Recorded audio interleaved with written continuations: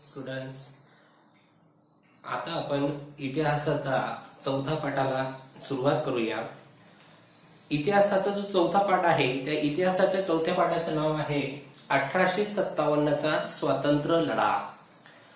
अगोदर या पाठाचं नाव होतं 1857चा उठाव. म्हणजे सुरुवातीला त्याला उठाव म्हटलं जायचं, पण नंतर या लढाईची व्याप्ती पाहून किंवा लढ्याचं स्वरूप पाहून त्याचं नाव बदलण्यात आलं आणि त्याचं नाव ठेवण्यात आलं 1857चा स्वातंत्र्य लढा. स्वातंत्र्य लढा याचा अर्थ असा होतो की भारत अगोदर पारतंत्र्यात होता, मग भारताला स्वातंत्र्य मिळवण्यासाठी हा लढा लढवण्यात आला.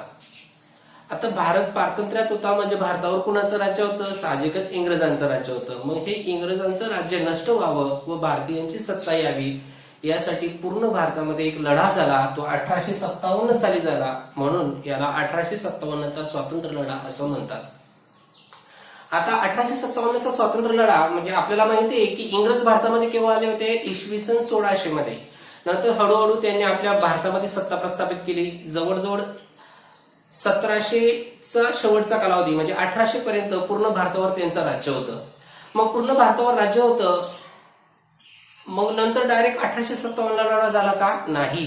तर 1857च्या अगोदर सुद्धा भारतामध्ये भरपूर छोटे छोटे उठाव, छोटे छोटे लढे झाले होते, परंतु ते लहान लहान लढे होते. नंतर खूप मोठा लढा झाला तो 1857ला. म्हणून या पाठाचा अभ्यास आपल्याला एक स्पेशली बघायचा आहे. पूर्ण पाठाचा भाग त्याच्यामध्ये बघायचा आहे. पूर्ण पाठ त्याच्यावरच आधारित आहे. 1857चा लढा हा अचानक उद्भवला नव्हता. त्याच्या अगोदर पण छोटे छोटे लढे झाले होते, परंतु ते लढे छोटे छोटे होते. परंतु 1857चा लढा हा उग्र स्वरूपाचा होता, खूप मोठा होता. मग या 1857चा लढा याचं स्वरूप किंवा त्याची व्याप्ती पाहून स्वातंत्र्यवीर सावरकरांनी त्याच्यावर पुस्तक लिहिलेलं आहे. त्या स्वातंत्र्यवीर सावरकरांचं एक पुस्तक आहे 1857चे स्वातंत्र्य समर. 1857चे स्वातंत्र्य समर नावाचं एक पुस्तक आहे आणि हे कोणी लिहिलेले आहे? तर स्वातंत्र्यवीर सावरकर यांनी. स्वातंत्र्यवीर सावरकर यांनी 1857चं स्वातंत्र्य समर नावाचं एक पुस्तक लिहिलेलं आहे. तुम्हाला रिकामी जागा किंवा एका वाक्यात उत्तर द्या मध्ये विचारलं जातं की स्वातंत्र्यवीर सावरकरांनी 1857च्या लढ्याला कोणतं पुस्तक लिहिलं, लढ्याविषयी कोणतं पुस्तक लिहिलं? तर त्यांनी पुस्तक लिहिलेलं आहे 1857चे स्वातंत्र्य समर नावाचं पुस्तक त्यांनी लिहिलेलं आहे. आता आपल्याला पाहायचं आहे की 1857च्या अगोदर कुठे कुठे उठाव झाले आणि कोणी कोणी केले. ते 1857च्या अगोदरचे उठाव आपल्याला बघायचे आहे. तर आपल्याला आता पुढचा मुद्दा आहे 1857 पूर्वीचे लढे. म्हणजे 1857च्या पूर्वी सुद्धा भारतामध्ये भरपूर लढे लढवले गेले, भरपूर उठाव झाले, त्याचा आपल्याला अभ्यास करायचा आहे. आपल्याला माहिती आहे की इंग्रज भारतामध्ये ज्या ज्या ठिकाणी गेले, इंग्रजांनी भारतामध्ये ज्या ज्या ठिकाणी सत्ता स्थापन केली, ज्या ज्या ठिकाणी वखारी त्या ठिकाणी स्थापन केल्या किंवा वसाहती स्थापन केल्या, त्या त्या ठिकाणाच्या लोकांना इंग्रजांचे दुष्परिणाम भोगावे लागले. ज्या ज्या ठिकाणी इंग्रज लोक गेले होते त्या त्या ठिकाणी. कारण आपण इंग्रजांच्या कर घेण्याच्या पद्धती पाहिल्या होत्या. इंग्रजांच्या कर घेण्याच्या पद्धती मागच्या पाठामध्येच पाहिलं की ते दुष्काळ आला तरी कर माफ करायचे नाही, रोख रकमेच्या स्वरूपात कर घ्यायचे, जमिनीच्या आकारानुसार कर घ्यायचे, आणि जर कधी कर द्यायला उशीर झाला तर जमिनी जप्त करून टाकायचे. मग याचा अर्थ की इंग्रज ज्या ज्या ठिकाणी गेले त्या त्या ठिकाणी शेतकरी लोक कंगाल झाले. एवढंच नाही, इंग्रज ज्या ज्या ठिकाणी गेले त्या त्या ठिकाणी जे भारतात छोटे छोटे उद्योग होते ते छोटे छोटे उद्योग सुद्धा बंद पडले. म्हणजे इंग्रजांचा परिणाम फक्त शेतकऱ्यांना भोगावा लागला का? नाही, तर त्यांचा परिणाम जे कारागीर लोक होते त्यांनाही भोगावे लागले, कारण ते बेरोजगार झाले. एवढंच नाही, सामान्य लोकांकडून सुद्धा ते कर घेऊ लागले, मध्यमवर्गीय लोकांकडून सुद्धा कर घेऊ लागले. म्हणजे ज्या ज्या ठिकाणी इंग्रज गेले त्या त्या ठिकाणी भारतीय लोकांना खूप नुकसान झाले. इंग्रज लोक ज्या ज्या ठिकाणी गेले त्या त्या ठिकाणी शेतकरी तर कंगाल झालेच, पण शेतकऱ्यांबरोबर मध्यमवर्गीय लोक, सामान्य लोक, कारागीर लोक, छोटे छोटे उद्योगधंदे बंद पडले. म्हणजे जवळजवळ सर्व भारत त्यांच्यामुळे कंगाल झाला, सर्व भारत त्यांच्यामुळे बेरोजगार झाला. सर्व भारतामधले जे रोजगार निर्मित छोटे छोटे मध्यम उद्योगधंदे होते ते हळूहळू बंद होऊ लागले. नंतर त्यातल्या त्यात भारतामध्ये 1770 मध्ये खूप मोठा दुष्काळ पडला होता. 1770 मध्ये खूप मोठा दुष्काळ पडला होता. मग हा जो दुष्काळ होता बंगाल प्रांतामधला दुष्काळ 1770 मध्ये कोणत्या प्रांतात दुष्काळ पडला? तर बंगाल प्रांतात दुष्काळ पडला. तर दुष्काळाचं निवारण करणं कुणाची जबाबदारी होती? इंग्रजांची जबाबदारी होती. पण इंग्रजांनी तो दुष्काळावर नियंत्रण त्यांनी आणलंच नाही किंवा दुष्काळावर काही उपाययोजना केल्याच नाही. वास्तविक बघायला त्यांनी उपाययोजना करायला पाहिजे होत्या, काही धरणं वगैरे बांधायला पाहिजे होती, पण तसं त्यांनी केलंच नाही. त्यामुळे खरं जर शेतकऱ्यांचं नुकसान कोणत्या कालावधीत झालं असेल बंगाल प्रांतात, तर ते 1770 मध्ये झालं होतं. 1770 मध्ये बंगालच्या प्रांतामधले शेतकरी खूप कंगाल झाले होते 1770 मध्ये. मग बंगालच्या शेतकरी खूप कंटाळले आणि बंगालच्या शेतकऱ्यांनी इंग्रजांविरुद्ध 2 उठाव केले. मग हे 2 उठाव म्हणजे केव्हा? तर 1773 ते 1857च्या कालावधीपूर्वी इंग्रजांविरुद्ध शेतकऱ्यांनी 2 उठाव केले. मग शेतकऱ्यांनी 2 उठाव कुणाकुणाच्या नेतृत्वाखाली केले? तर शेतकऱ्यांनी पहिला उठाव संन्याशांच्या नेतृत्वाखाली केला. पहिला उठाव शेतकऱ्यांनी बंगाल प्रांतामध्ये इंग्रजांविरुद्ध पहिला उठाव संन्याशी जे लोक असायचे, संन्याशी ज्यांनी घरादाराचा त्याग केलेला आहे, असे संन्याशी लोकांच्या नेतृत्वाखाली त्यांनी उठाव केले. आणि दुसरं फकीर यांच्या नेतृत्वाखाली त्यांनी हा दुसरा उठाव केला. म्हणजे बंगाल प्रांतामध्ये शेतकऱ्यांनी इंग्रजांविरुद्ध उठाव केले होते. हे 1857 पूर्वी केले होते. इंग्रजांनी बंगाल प्रांतामध्ये जे उठाव केले ते 1857 पूर्वी शेतकऱ्यांनी 2 उठाव केले. पहिला उठाव संन्याशांच्या नेतृत्वाखाली केला आणि दुसरा उठाव फकीरांच्या नेतृत्वाखाली केला. हे उठाव 1773 ते 1857 पूर्वी झाले, म्हणजे यांच्या दरम्यान झालेले, म्हणजे 1857च्या पूर्वी झालेले. हा उठाव होण्याच्या पूर्वी झालेले. मग हे शेतकऱ्यांनी केलेले उठाव 2 होते, एक संन्याशांच्या नेतृत्वाखाली आणि एक फकीरांच्या नेतृत्वाखाली. ज्याप्रमाणे बंगाल प्रांतामध्ये शेतकऱ्यांनी उठाव केले होते, अगदी त्याचप्रमाणे राजस्थान आणि महाराष्ट्रामध्ये सुद्धा आणि दक्षिण भारतामध्ये सुद्धा भारतामध्ये शेतकऱ्यांच्या विरोधात उठाव झाले होते. म्हणजे भारतामध्ये जे उठाव झाले, अगोदर बंगाल प्रांतामध्ये उठाव झाला शेतकऱ्यांचा, नंतर राजस्थानमध्ये झाला, नंतर महाराष्ट्रामध्ये झाला आणि दक्षिण भारतामध्ये पण झाला. तर असे अनेक उठाव शेतकऱ्यांनी इंग्रजांविरुद्ध केले होते 1857 पूर्वी. एक उठाव खूप महत्वाचा मानला जातो, तो म्हणजे उमाजी नाईक यांचा.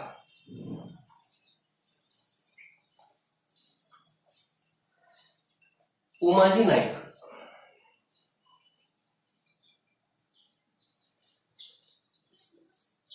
नाईक यांनी केलेले उठाव खूप महत्वाचे आहेत. कारण उमाजी नाईक यांनी काय केलं, रामोशी बांधवांना संघटित करून, रामोशी नावाची एक जमात आहे, आदिवासी जमात, या रामोशी बांधवांना आणि स्थानिक लोकांना संघटित करून इंग्रजांविरुद्ध बंड केले. आता त्यांनी काय केलं, तुम्हाला रिकामी जागा विचारली, रामोशी बांधवांना कोणी संघटित केलंय, तर उमाजी नाईक. कोणी संघटित केलेलं आहे? उमाजी नाईक यांनी. कोणाला संघटित केलं? रामोशी बांधवांना. रामोशी बांधव आणि तिथले स्थानिक लोकांना त्यांनी संघटित केलं आणि संघटित केल्यानंतर त्यांनी इंग्रजांविरुद्ध उठाव केला, बंड केला.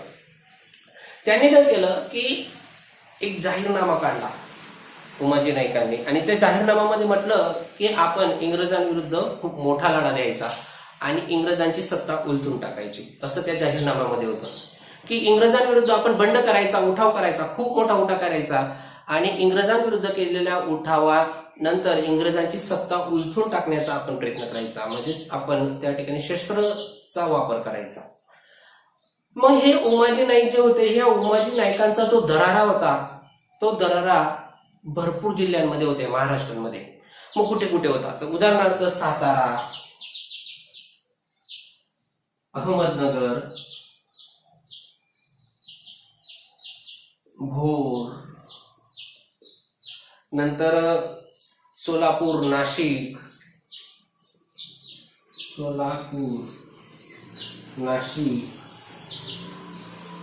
अशा अनेक ठिकाणी या उमाजी नाईकांचा दरारा होता.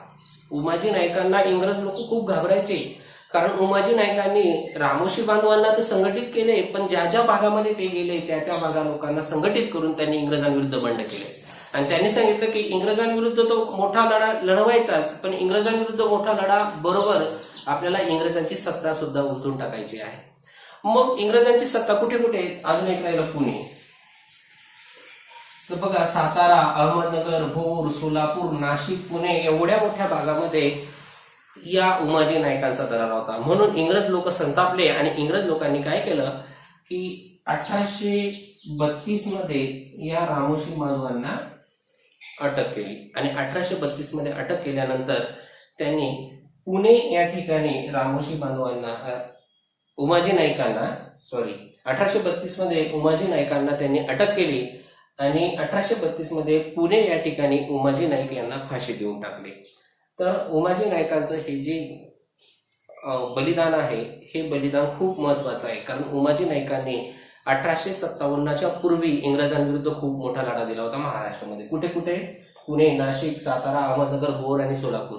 1832 मध्ये त्यांना पकडलं आणि त्यांना 1832 मध्ये पुणे या ठिकाणी फाशी देऊन टाकली. असा होता हा उमाजी नायकांचा उठाव. आता आपल्याला आदिवासींचे उठाव पाहिजे.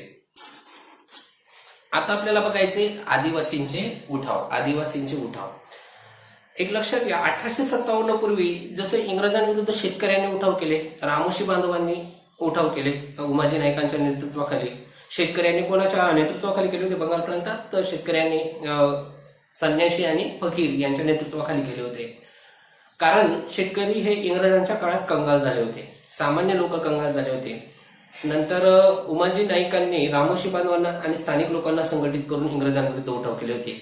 अगदी त्याचप्रमाणे इंग्रजांविरुद्ध जसं शेतकऱ्यांनी उठाव केले होते 1857 पूर्वीचे उठाव पाहतोय, अगदी त्याचप्रमाणे आदिवासी लोकांनी सुद्धा इंग्रजांविरुद्ध उठाव केले होते. मग आपल्याला प्रश्न पडला असेल की शेतकरी लोक कंगाल झाले होते इंग्रजांमुळे म्हणून शेतकऱ्यांनी उठाव केले, मग आदिवासींनी का केले? तर आपल्याला सांगता येईल की आदिवासी लोकांचं सुद्धा खूप मोठ्या प्रमाणावर नुकसान इंग्रजांमुळे झालं होतं. म्हणजे कसं? तर आदिवासी लोकांचं उदरनिर्वाहाचं ठिकाण काय होतं? तर जंगल. की आदिवासी लोक काय करायचे? जंगलामध्ये जायचे. जंगलामध्ये लाकूड, फळं, कंदमुळे, फुलं, मध असे वेगवेगळे पदार्थ गोळा करायचे. मग जंगलामध्ये जे पदार्थ त्यांनी गोळा केलेले असायचे, मग काय काय जमा करायचे? ते लाकूड जमा करायचे, मध जमा करायचे, फळं जमा करायचे, कंदमुळं जमा करायचे, फुलं जमा करायचे, नंतर काही वेगवेगळे वन औषधी असतील ते जमा करायचे. आणि ते जमा केलेले पदार्थ ते गावामध्ये जायचे, विकायचे आणि आपली उपजीविका भागवायचे. म्हणजे जंगल ही त्यांची संपत्ती होती. जंगलामध्ये जाऊन ते सर्व पदार्थ जमा करून आणायचे आणि गावामध्ये विकून मग आपली उपजीविका भागवणे हे त्यांचं काम होतं दररोजचं. मग ती जंगल हे कुणाची मालकीची होती अगोदर भारतामध्ये? तर आदिवासी लोकांच्या मालकीची होती. पण इंग्रज लोकांनी काय केलं? इंग्रज लोक भारतात आले आणि भारतात आल्यानंतर त्यांनी सर्व जंगल आपल्या नावावर करून घेतले. सर्व जंगल इंग्रजांनी आपल्या ताब्यात घेऊन घेतले आणि आपल्या ताब्यात घेतल्यानंतर त्यांनी आदिवासी लोकांना सूचना दिली की तुम्ही आता जंगलात जायचं नाही, लाकूड तोडायचं नाही किंवा इतर गोष्टी करायच्या नाही. जंगल आता आमच्या मालकीचे, तुम्ही त्यात जायचं नाही. म्हणजे याचा अर्थ काय झाला की आदिवासी लोकांचं उदरनिर्वाहाचं जे साधन होतं, पोट भरण्याचं जे साधन होतं, ते इंग्रजांनी आपल्या ताब्यात घेऊन टाकलं. मग आता उदरनिर्वाहाचं साधन केल्यानंतर मग आदिवासी लोकांना इंग्रजांविरुद्ध उठाव करण्याऐवजी दुसरं कामच नाही. मग आता जर त्यांचं पोट भरण्याचं साधन चाललं गेलं मग ते काय करतील? मग त्यांनी इंग्रजांविरुद्ध उठाव केले की आमचं जे साधन होतं अगोदरचं जंगल ते आम्हाला परत करून टाका. यासाठी आदिवासी लोकांनी इंग्रजांविरुद्ध उठाव केले. मग काय केलं की आदिवासी लोकांनी वेगवेगळ्या भागामध्ये वेगवेगळे आदिवासी लोक आहेत म्हणून कोणत्या भागामध्ये कोणत्या आदिवासी लोकांनी उठाव केला ते आपल्याला या ठिकाणी दिलेलं आहे. जसं बिहार आणि छोटा नागपूर आता झारखंडमध्ये, बिहार झारखंड या जो प्रदेश आहे तो मिळून तयार झालेला आहे. बिहार आणि छोटा नागपूर नावाचा जो प्रदेश आहे त्या ठिकाणी कोलाम नावाची जमात आहे, आदिवासी जमात. या कोलाम नावाच्या आदिवासी जमातीने इंग्रजांविरुद्ध उठाव केला. नंतर ओडिसामध्ये सुद्धा एक आदिवासी जमात आहे, गोंड नावाची एक आदिवासी जमात आहे, त्या जमातीने इंग्रजांविरुद्ध उठाव केला. नंतर बिहारमध्ये परत संथाळ नावाची एक आदिवासी जमात आहे. बिहार आणि छोटा नागपूरमध्ये कोलाम जशी आहे तसं बिहारमध्ये संथाळ आहे. संथाळ नावाच्या जमातीने इंग्रजांविरुद्ध उठाव केला. महाराष्ट्रामध्ये दोन जमाती आहेत आदिवासी, भिल्ल आणि कोळी लोकांनी इंग्रजांविरुद्ध उठाव केला. कोल्हापूरमध्ये गडकरी नावाची एक आदिवासी जमात आहे, त्या आदिवासी जमातीने इंग्रजांविरुद्ध उठाव केला. कोकणमध्ये फोंड व सावंत नावाची आदिवासी जमात आहे, त्यांनी इंग्रजांविरुद्ध उठाव केला. तर हे उठाव ह्या आदिवासी लोकांनी केले. परत एकदा बिहार आणि छोटा नागपूरमध्ये कोलाम, ओडिसामध्ये गोंड, बिहारमध्ये संताड, महाराष्ट्रामध्ये भिल्ल आणि कोळी, कोल्हापूरमध्ये गळकरी, कोकणमध्ये फोंड व सावंत या आदिवासी लोकांनी इंग्रजांविरुद्ध उठाव केलेले आहेत. एवढंच नाही तर इंग्रजांविरुद्ध जसं शेतकऱ्यांनी केले, जसं रामोशी बांधवांनी केले, शेतकऱ्यांनी संन्याशी आणि फकीरांच्या नेतृत्वाखाली केले, ह्या आदिवासी लोकांनी, वेगवेगळ्या लोकांनी इंग्रजांविरुद्ध उठाव केले होते. अगदी त्याचप्रमाणे काही भागांमध्ये इंग्रजांविरुद्ध उठाव जमीनदार लोकांनी पण केले होते. जरी जमीनदार लोकांना इंग्रजांकडून जमिनी मिळायच्या तरी सुद्धा जमीनदार लोकांनी इंग्रजांविरुद्ध उठाव केले होते. राजेरजवाडे म्हणजेच काय की संस्थानं होती भारतामध्ये, छोटी छोटी संस्थान होते, छोटे छोटे राजे होते, त्या राजांनी सुद्धा इंग्रजांविरुद्ध उठाव केला होता. कारण अनेक संस्थाने, लॉर्ड डलहौसीने, मागेच सांगितलं होतं तुम्हाला, लॉर्ड डलहौसीने ते संस्थाने खालसा केली होती. आता पण येईल तुम्हाला. एवढंच नाही तर भारतामधील हिंदी सैनिक यांनी सुद्धा उठाव केले होते. मग हिंदी सैनिकांनी केलेले उठाव पाहू आता.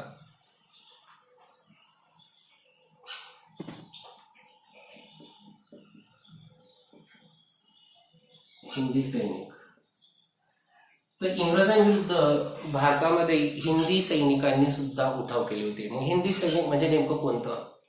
तर हिंदी सैनिकांच्या उठावामध्ये दोन उठाव आहेत. 1806 मध्ये झालेला होता वेल्लोरा आणि 1824 मध्ये झाला होता बराकपूर.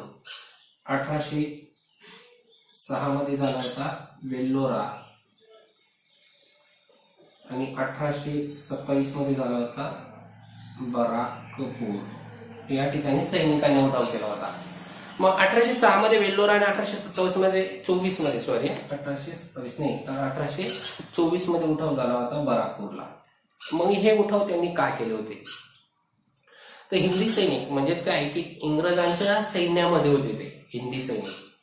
परंतु हिंदी सैनिक जरी इंग्रजांच्या सैन्यामध्ये असले तरी त्यांना अतिशय वाईट वागणूक दिली जायची, दुजाभावाची वागणूक दिली जायची. दुजाभावाची वागणूक म्हणजे काय की जे इंग्रजांचे सैन्य होतं, इंग्रजांच्या सैनिकांना जास्त पगार होती आणि भारतीय सैनिकांना, हिंदी सैनिकांना कमी पगार होती.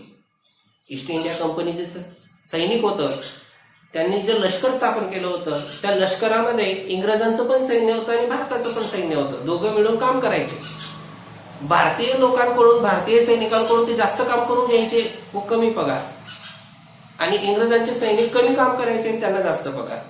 त्यातल्या त्यात त्यांच्या सैन्यामध्ये जे वरचे अधिकारी असायचे ते फक्त इंग्रज असायचे, भारतीय लोक नसायचे, भारतीय सैनिक नसायचे.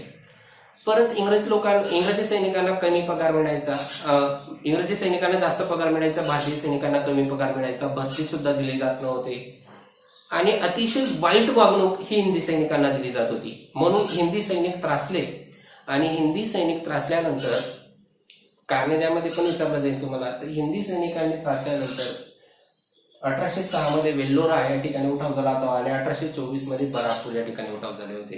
तर असे होते हे उठाव 1857 पूर्वीचे. असे होते हे लढे 1857 पूर्वीचे. बघा कोणी कोणी केले?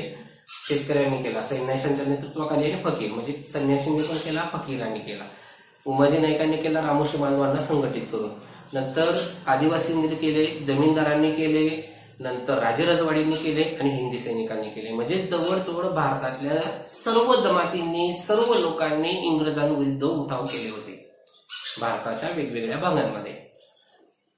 पण हे जे उठाव झाले होते भारताच्या वेगवेगळ्या भागांमध्ये, हे उठाव छोटे छोटे होते आणि स्थानिक स्वरूपाचे होते.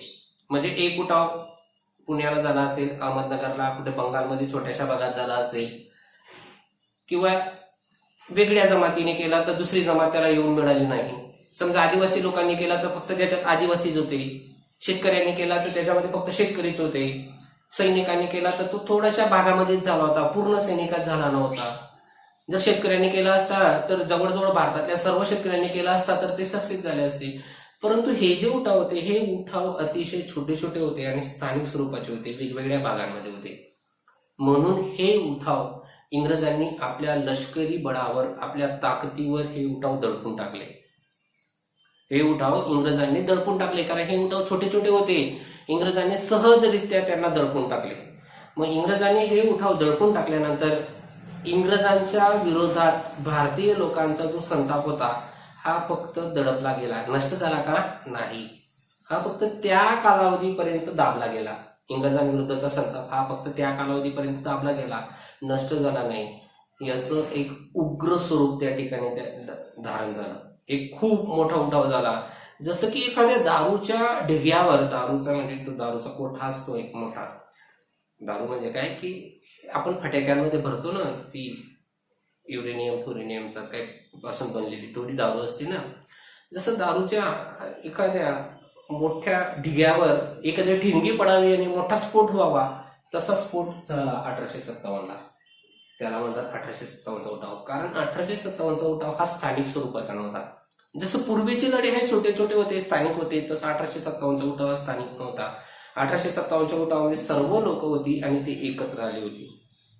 म्हणून 1857चा उठाव हा खूप मोठा स्फोट होता. हा भारतीय लोकांच्या मनामधला उद्रेक होता. कुणाविरुद्धचा? इंग्रजांविरुद्धचा. कारण इंग्रजांविरुद्ध त्यांना खूप संताप आला होता.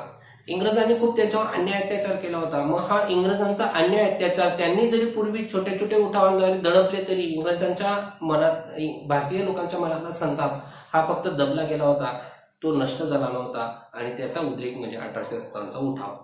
मग आता आपल्याला बघायचं आहे 1857चा उठाव. परंतु 1857च्या उठावापूर्वी काही कारणं आहेत की हा उठाव का झाला असावा. अगोदर ते कारणं बघू, नंतर मग ते स्वरूप बघू, व्याप्ती बघू, आणि मग तो कसा नष्ट झाला ते पण बघू. आता आपल्याला बघायचंय 1857चा उठावाची कारणे. का झाला हा उठाव, कशामुळे झाला हा उठाव, ते कारण आपल्याला बघायचे आहे.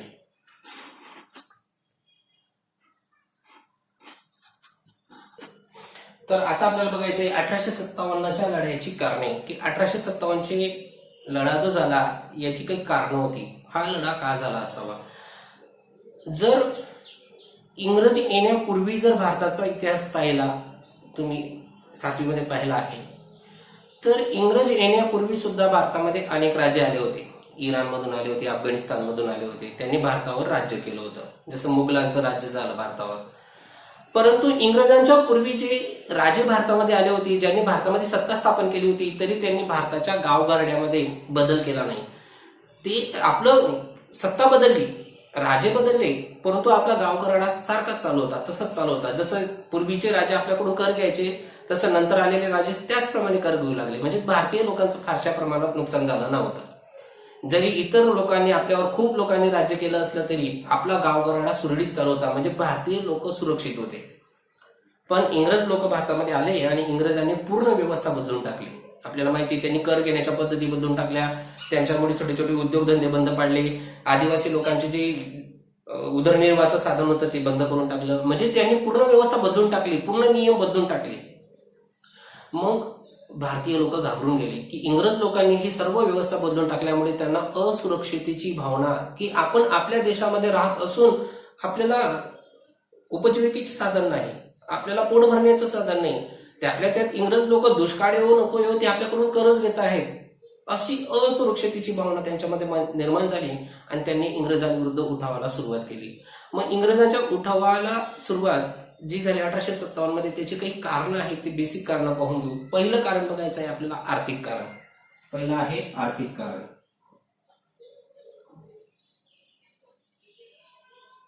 आर्थिक कारणामुळे इंग्रजांविरुद्ध उठाव झाला. मग आर्थिक कारण तर खूप सोपं आहे, आपण खूप वेळेस पाहिलंय की इंग्रजांनी भारतावर राज्य केलं. मग इंग्रजांनी भारतावर राज्य केलं ते अतिशय शांतपणे केलं का? नाही, ते सगळ्यात जास्त लूट. असं म्हणतात की अगोदर भारतामधून सोन्याचा धूर व्हायचा. सोन्याचा धूर व्हायचा म्हणजे खूप पैसेवाला होता, संपन्न असा देश होता. पण हा सगळा पैसा इंग्रजांनी भारतामधून नेला आणि आपल्या देशामध्ये त्यांनी प्रगती करून टाकली. मग काय केलं त्यांनी की भारतामधून हा पैसा त्यांनी कसा नेला, तर त्यांनी, आपण पाहिलं इंग्रजांच्या कर घेण्याच्या पद्धती. त्यांनी शेतकऱ्यांकडून खूप जास्त प्रमाणावर, खूप मोठ्या प्रमाणावर कर घेतला. म्हणजे काय की जेवढी जमीन जास्त तेवढा कर जास्त, जेवढी जमीन कमी तेवढा कर कमी. त्यात रोख रकमेच्या स्वरूपात. त्यांना अन्नधान्य लागत होतं का? नाही, अन्नधान्य चालत नव्हतं त्यांना, रोख पैसा लागायचा, रोख रकमेच्या स्वरूपात ते कर घ्यायचे. कितीही दुष्काळ आला, खूप दुष्काळ आले भारतामध्ये, पण दुष्काळ आला तरी ते कर माफ करायचे नाही, ते कर घ्यायचेच. म्हणून त्यांच्याकडे खूप पैसा जमा झाला.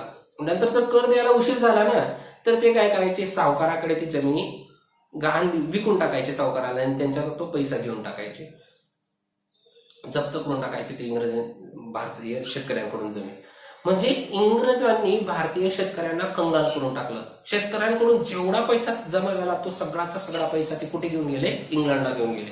आपल्या संपत्तीचा ओघ कुठे झाला? इंग्लंडला झाला. कारण इंग्रजांनी आपली सगळी संपत्ती, भारतीय लोकांचे पैसा हा ते आपल्या देशामध्ये घेऊन गेले.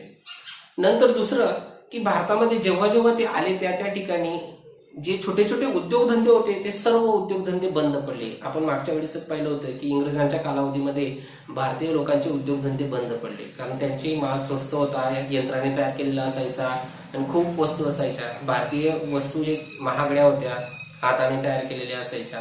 त्यामुळेच उद्योगधंदे बंद पडले आणि उद्योगधंद्यामधून मिळणारा जो पैसा आहे तो पैसा सुद्धा ते आपल्या देशामध्ये घेऊन गेले. एवढंच नाही तर मध्यमवर्गीय लोक, सामान्य लोकांवर सुद्धा वेगवेगळे प्रकारचे कर लावले. आणि या आर्थिक कारणामुळे, हे जे आर्थिक संकट आलं भारतीय लोकांवर, या आर्थिक कारणामुळे भारतीय लोकांना असुरक्षिततेची भावना वाटू लागली की आपण हे कंगाल होत आहोत, आपला पैसा सगळा इंग्लंडला जात आहे, म्हणून आपण उठाव करायला पाहिजे. म्हणून 1857 उठाव झाला या आर्थिक कारणामुळे. कारण सर्व लोकांना आर्थिक चणचण बसू लागली, आर्थिक अडचण बसू लागली, आर्थिक नुकसान होऊन गेलं सगळ्या लोकांचं. या कारणामुळे मग हे सर्व लोक संतापले आणि त्यांनी इंग्रजांविरुद्ध उठाव केला. हे झालं आर्थिक कारण. आता दुसरं पाहायचं आहे आपल्याला सामाजिक कारण. सामाजिक कारण हे विचारलं जातं तुम्हाला, कोणतं सामाजिक कारण होतं की त्या कारणामुळे 1857चा उठाव झाला.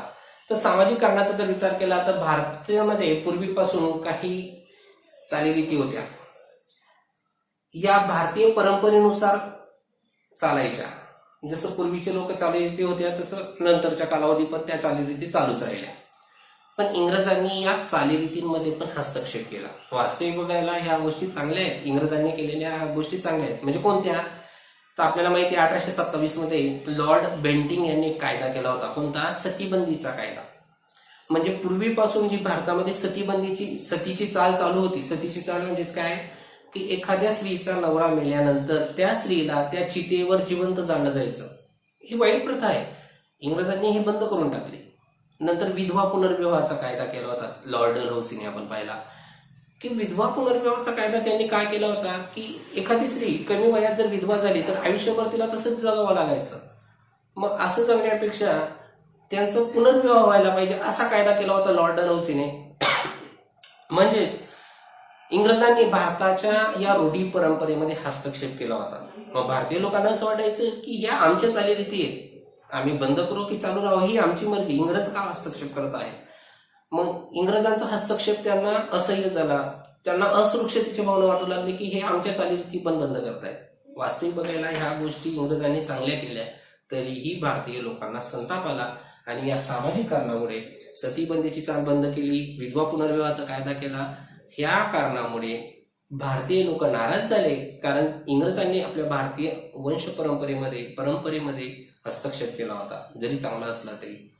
मग हा कारण त्याला कारणीभूत ठरलं आणि या सामाजिक कारणामुळे 1857चा उठाव झाला. तिसरा आहे राजकीय कारण.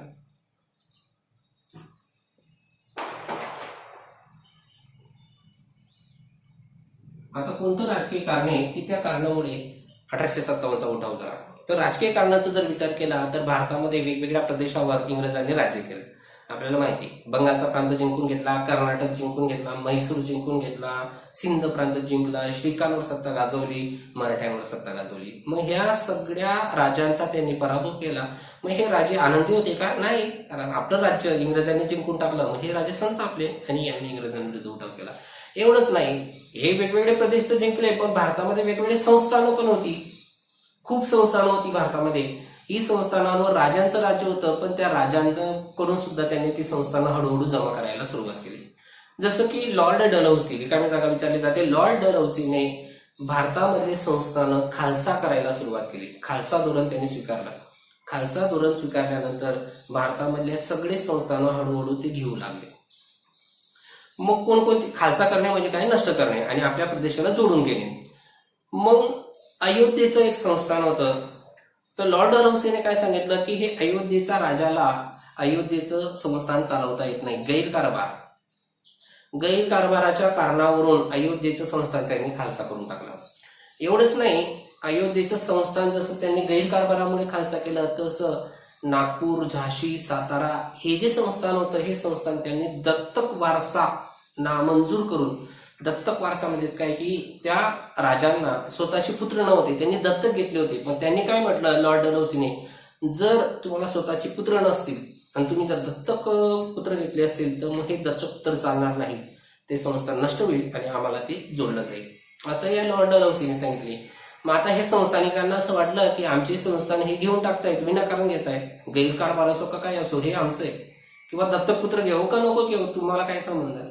मग हे संस्थानिक नाराज झाले आणि या संस्थानिकांनी या राजकीय कारणामुळे इंग्रजांविरुद्ध उठाव केले. तर असं होतं हे राजकीय कारण की संस्थानं त्यांनी खालसा करून टाकली लॉर्ड डलहौसीने. हे लक्षात ठेवायचं, रिकामी जागा विचारले जातात. तर हे होतं राजकीय कारण. बघा, आर्थिक कारण म्हणजेच काय पैशांवरून झालेलं, तर सामाजिक म्हणजेच काय समाजामध्ये हस्तक्षेप केला, राजकीय म्हणजेच काय आपल्या राज्यात त्यांनी जिंकून टाकले ते. आता हिंदी सैनिकांमधील असंतोष बघायचा आहे. हिंदी सैनिकांमधील असंतोष. हिंदी सैनिकांमध्ये असंतोष निर्माण झाला. मागे पण सांगितलं की इंग्रजांचं जे लष्कर होतं त्या इंग्रजांच्या लष्करामध्ये जसं इंग्रजांचे सैन्य होतं तसं भारतीयांचं पण सैन्य होतं, हिंदी सैन्य होतं. हिंदी म्हणजेच काय हिंदुस्थानामधलं, ते मुस्लिम पण होते आणि हिंदू पण होते, कोणी असेल भारतातलं. मग हे जे हिंदी सैनिक होते त्या हिंदी सैनिकांना इंग्रजांपेक्षा कमी पगार असायचा. तर इंग्रजांच्या सैनिकांना जास्त पगार, हिंदी सैनिकांना कमी पगार.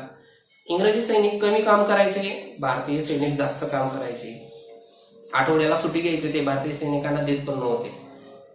त्यातल्या त्यात सुभेदारापेक्षा वरचं पद म्हणजे जे अधिकारी लोक होते हे फक्त इंग्रज होते आणि सुभेदारापेक्षा खालचे पद हे फक्त भारतीय होते. म्हणजे त्यावेळेस ना फुल पॅन्ट आणि हाफ पॅन्ट असायची ना. मग हाफ पॅन्ट मधले जे सैनिक होते ते भारताचेच होते, फुल पॅन्ट मधले सैनिक त्यांचे होते. कारण सुभेदारापेक्षा वरचे सर्व पद इंग्रजांचे होते आणि सुभेदारापेक्षा खालचे पद हे भारतीय सैनिकांचे होते.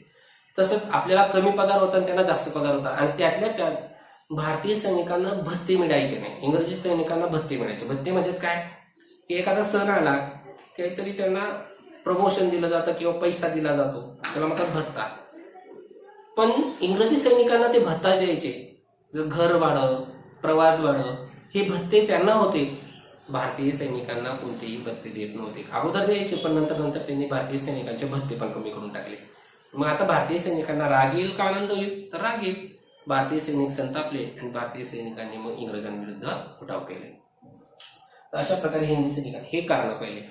आता आपल्याला पुढच्या तासिकेमध्ये तत्कालीन कारण बघायचं आहे आणि मग उठाव कसा झाला, कुठे झाला, कसा झाला ते बघायचंय पुढच्या पुढच्या भागामध्ये. तर अशा प्रकारे 1857 ही 4 कारण आहेत: आर्थिक, सामाजिक, राजकीय आणि हिंदी सैनिक. मग सगळ्यात महत्वाचे तत्कालीन कारण पुढच्या तासिकेमध्ये बघू आणि मग उठाव कसा झाला ते बघू.